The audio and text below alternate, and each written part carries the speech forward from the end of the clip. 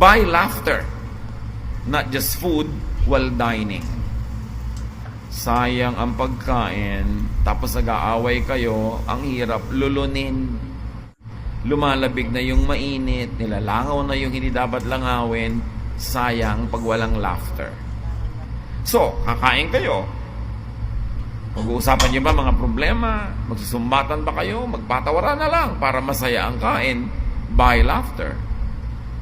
Make your meals enjoyable.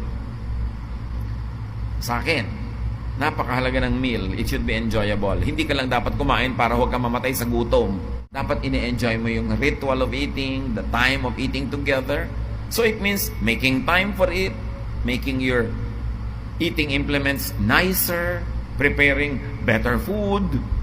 Kasi, pag may sakit kang wala kang gana o kaya gusto mo kumain pero bawal, malalaman